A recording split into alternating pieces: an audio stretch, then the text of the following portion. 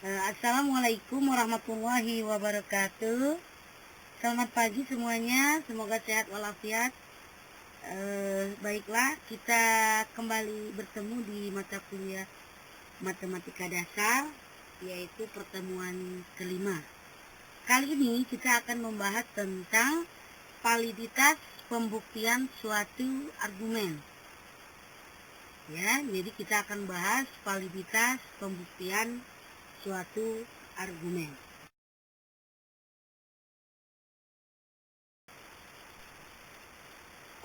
Kita ketahui apa sih yang dimaksud dengan argumen. Kita ulang lagi, dulu pernah kita bahas ya. Argumen itu adalah kumpulan dari pernyataan, baik dia tunggal maupun pernyataan majemuk, di mana pernyataan sebelumnya kita sebut dengan premis atau hipotesis.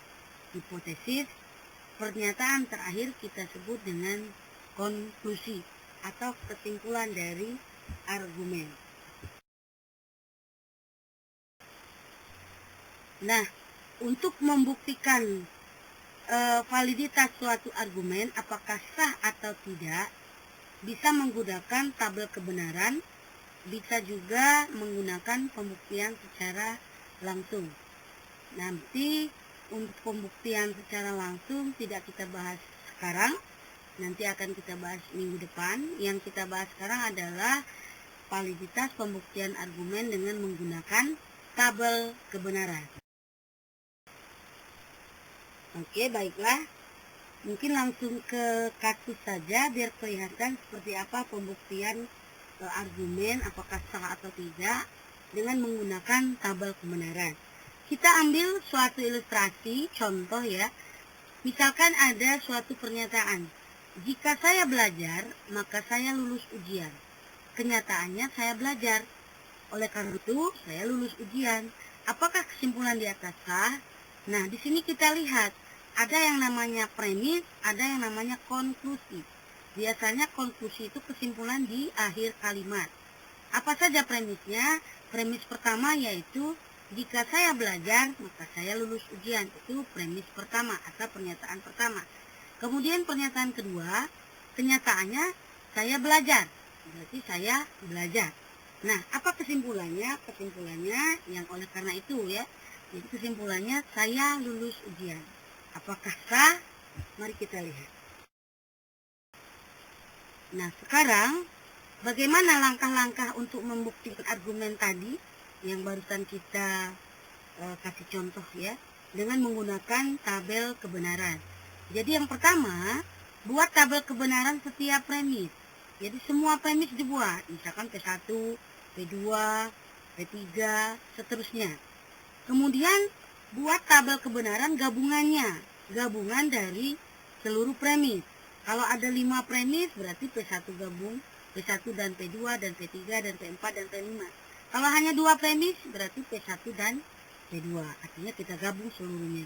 Kemudian langkah yang ketiga yaitu buat tabel kebenaran konklusinya. Baru yang terakhir buat tabel kebenaran jika premis maka konklusi.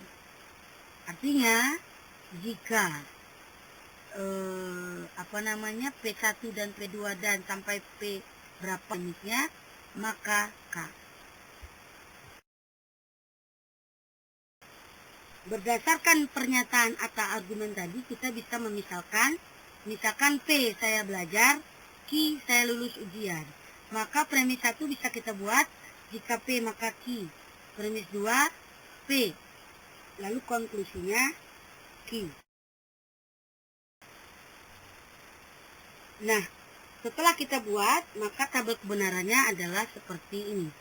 Kita bisa lihat, kita buat dulu P-nya apa? P-nya B, BSS, Q, BSBS. Ini karena ada cuman P dan Q, maka 2 pangkat 2, yaitu 4 kemungkinan. BB, BS, SB, SS. Kalau dia ada 3, misalnya PQR kan jadi 2 pangkat 3 ya. Berarti BBB, BSB, dan seterusnya ada 8 ya. Nanti bisa kita lihat contoh berikutnya. Nah, kemudian premis pertama tadi kan P maka Q ya. P maka Q berarti jika P implikasi Q. Itu akan bernilai salah ketika apa? Masih ingat gak? Iya benar. Jika dia pernyataan P benar, Q salah. Yang lainnya dia benar. Masih ingat ya? Jadi B, S, B, B. Demikian juga untuk kolom keempat, itu berarti gabungan antara kolom ketiga dan kolom pertama. Jadi gabungan premis tadi yang saya maksud. Berarti benar dan benar, nilainya benar. Salah dan benar, salah. Benar dan salah, salah. Benar dan salah, salah. Jadi kalau dan dia hanya benar kedua-duanya, maka bernilai benar. Nah kemudian untuk kesimpulan, itu tadi kan kesimpulannya Q ya. Q ini kan kesimpulan tadi. Nah sekarang kita gabung. Untuk kolom keempat, jika premis, ini premis gabungannya, maka kesimpulan. Maka kita lihat, jika B, maka B benar. Jika S, maka S tetap benar. Jika S, maka B tetap benar. Jika S, maka S benar. Terlihat bahwa di kolom terakhir ini nilai kebenarannya adalah benar semua. B, B, B, B. Karena tidak ada satupun yang salah, maka kita sebut ini sebagai apa? Masih ingat? Iya benar, tautologi. Kalau dia tautologi, maka kesimpulannya sah. Baik, supaya lebih mantap, supaya lebih paham, kita lihat contoh yang kedua. Kita punya argumen atau pernyataan sebagai berikut. Jika udara dingin, saya akan tinggal di rumah. Jika udara dingin, saya akan minum kopi panas. Oleh karena itu, jika saya tinggal di rumah, saya akan minum kopi panas. Apakah kesimpulan di atas sah? Nah, sekarang nanti sama seperti yang tadi, kita misalkan P-nya udara dingin. Jadi misalkan Q-nya saya akan tinggal di rumah. Udara dingin kan sudah P, berarti R, saya akan minum kopi panas. Kesimpulannya, jika saya tinggal di rumah, maka saya minum kopi panas. Bisa kita buat nanti sebagai berikut. Nah, kita bisa lihat, tadi saya ulangi, P-nya udara dingin, Q saya akan tinggal di rumah, R saya akan minum kopi panas. Terdiri dari dua premis ya. Tadi ada premis 1, jika P maka Q. Premis 2-nya, jika P maka R, kesimpulannya Q. Jika Q maka R. Nah, kita buat tabel kebenarannya sebagai berikut. Coba perhatikan. Sama seperti yang tadi, saya ulangi, silakan buat tabel kebenaran setiap premis. Premis 1, premis 2, kemudian premis 1 digabung premis 2, kemudian yang ini tabel konklusi, lalu digabung jika premis maka konklusi. Sama seperti tadi. Nah, nanti dilihat ya, apakah dicek apakah benar atau tidak. Kita lihat bahwa ternyata hasil kolom terakhir ini adalah benar, benar, benar, benar, benar, salah, benar, benar. Ternyata tidak semuanya benar, karena kolom terakhir masih ada yang salah, walaupun cuma satu, berarti dia bukan tautologi, sehingga kesimpulan tidak.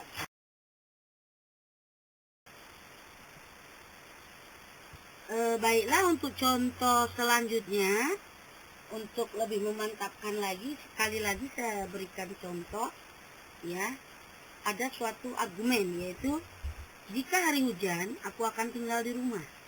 Tetapi jika teman datang, maka aku pergi berbelanja. Hari ini hujan atau teman datang. Ya karena itu, aku akan tinggal di rumah atau pergi berbelanja. Sama seperti tadi, apakah kesimpulan di atas sah? Kita lihat sebagai berikut.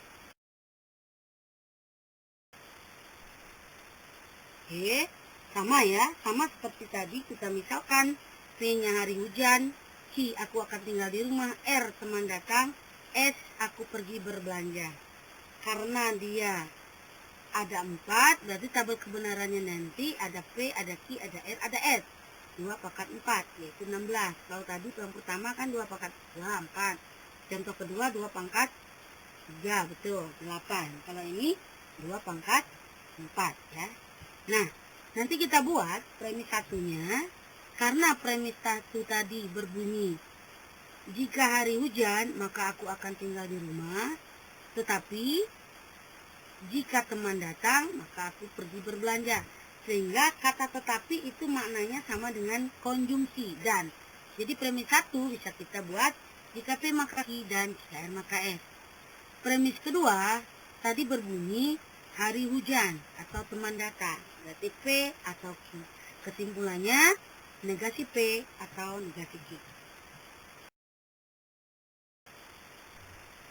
Nah, coba perhatikan tabel kebenarannya lebih banyak dari yang tadi karena memang premisnya agak panjang ya. Jadi premis pertama tadi P, jika P maka Q dan jika R maka S itu kita tidak bisa langsung. Jadi harus satu-satu. Jika P maka Q dulu, baru jika R maka S, nanti digabung dan. Lalu premis kedua P atau R. Jadi ada dua premis tetapi dia lebih kompleks sehingga tabelnya banyak. Tapi intinya sama ya. Semua premis kita buat tabelnya, nanti digabung. Lalu tabel konklusi juga dibuat. Nanti jika premis digabung tadi, maka konklusi, yaitu kolom terakhir. Yaitu ini maksudnya kolom 10 maka kolom 8. Karena ini saya banyak sekali. Kita buat simbol aja ya. Yang mana kolom 10? 2, 3, 4, 5, 6, 7, 8, 9, 10. Yang ini. Jadi kolom 10 yang dimaksud itu adalah ya yang ini. Jika P maka Q dan jika R maka S dan P atau S. Kolom 8 itu yang konklusinya, yaitu Q atau S. Ternyata hasilnya semua benar. Ada 16. B semuanya 16 benar. Karena semuanya benar, berarti tautologi. Sehingga apa? Kesimpulan sah. Baiklah, demikianlah materi kita, yaitu tentang validitas pembuktian argumen dengan menggunakan tabel kebenaran. Silakan dicoba-coba. Ini ada beberapa latihan yang bisa dicoba. Silakan didiskusikan dengan temannya. Nanti kita akan diskusi kelas di grup WhatsApp ya, supaya saya bisa melihat nilai keaktifan dari mahasiswa. Tidak perlu dikirim ke email, kita diskusi saja nanti di WhatsApp grup. Nah, ini juga kelanjutannya ya, silakan dicoba. Jadi ada 4 latihannya ya, 4 kasus. Silakan sepakati, diskusi boleh, lihat materi yang lain dari internet ataupun dari buku, silakan. Baiklah, saya akhiri. Semoga semuanya sehat walafiat, selalu semangat. Mohon maaf kalau ada kekurangan, saya tutup. Wabillahi taufiq wal hidayah. Wassalamualaikum warahmatullahi wabarakatuh.